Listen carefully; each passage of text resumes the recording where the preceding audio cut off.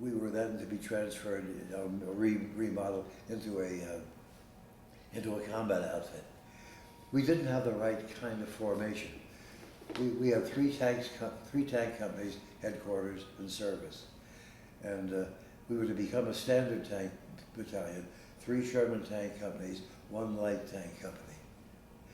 That's one of the few mistakes the colonel ever made. And it was an opportunity, ultimately, for me. He said to the company commanders, send qualified men to Lieutenant Kaiser, who will be forming D Company, our new light tank company. I was then the executive officer of C Company, and I can remember telling Dave Kelly, hey Dave, here's our chance to get rid of Kowalski. And D Company got a pretty fair share of Kowalski's. It also got a pretty fair share of very capable men. But unfortunately, the Kowalskis flavored the company. And poor Bill Kaiser, who was the company commander, was dead before he started. The guys would not cooperate. With the mess-ups of the battalion, we're going to act like it. And no matter what Bill did, he couldn't get them to function well. They were known in the battalion as the raggedy-ass cadets, very appropriately. And finally, Bill was relieved. You know who took his place. I got the raggedy-ass cadets. And I wasn't doing any better than Bill Kaiser. They were just unmanageable. Dave Kelly, my former boss in C Company, and I were at the country club, or the officers club, I should say, having a sandwich and a beer. And we were in the pool when the officer of the day came. Graham, get out of the pool. Your company's being detached from the battalion and sent out of the country on a secret mission. The raggedy-ass cadets. Yeah, Clemens, bullshit. Graham, I mean it, get out of the pool, get your company together. I wouldn't move. It's conceivable. He said, as an officer of the day, I'm giving you an order, get out of that damn pool and get your company together. There are such orders. I said, by God, he means it. Went back in there were the orders. Didn't know where we were going, but it was somewhere in Canada. Our job up there ultimately became that we were to work with the Canadians, who also had British officers with them, to develop tank infantry attack tactics under dense smoke conditions. Why D Company 781st Tank Battalion was picked, it had to come right out of the air. I don't know. But somebody in the company said, why us? Because we're the best goddamn light tank company in the United States Army. And they started acting like it. Is that right? I would like to take credit for the transition, but they became overnight one damn good outfit. And I got a captaincy out of it, but not until after we finished up in Canada. And the Canadians loved us because we're the only Americans in camp, and we're going to be proud of ourselves, and we're going to make our country proud of us. And they did.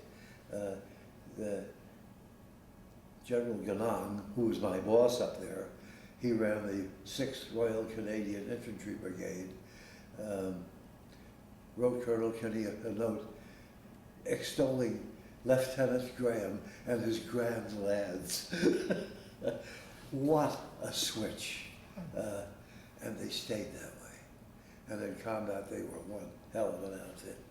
But all because somebody said, why us? No, that was in France. Wildermeeting in Austria.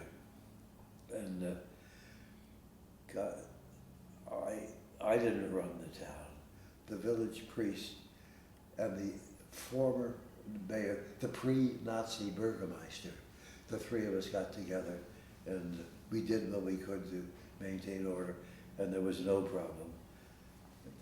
The local people treated my guys great. Okay. And except for one incident, my guys treated the local people wonderfully. And the one incident of which I am ashamed, the burgomaster and the village priest came into my office red-faced. Come on. I could speak reasonable German in those days, thanks to NYU. And we went to the priest, to the church rather, and there were human bones on the altar.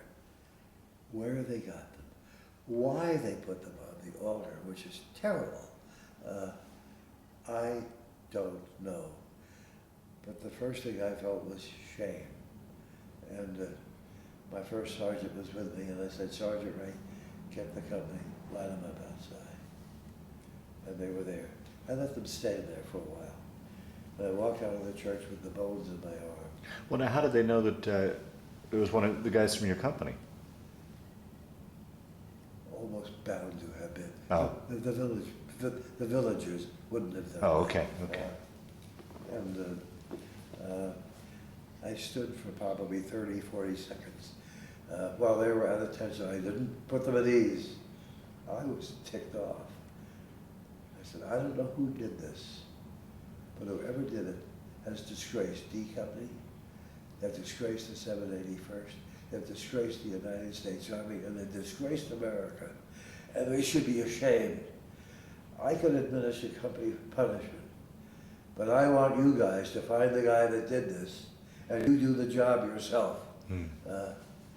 About 4 days later, Sergeant Ray said, Captain, the bone thing, it's been taken care of. The way you think it should be, Sergeant? Yes, it was, Captain. Very positively. Never saw any bruises, but somebody got beaten up and should have. I was ashamed of that. The following Sunday, I had, with huge help from the priest and the burgomaster, I went to church in my dress uniform, and when it came time for the gospel, really, at the Roman Catholic Mass, I had it written out, and I had read it and read it, so my NYU German came in handy, and I apologized to the priest, to the people.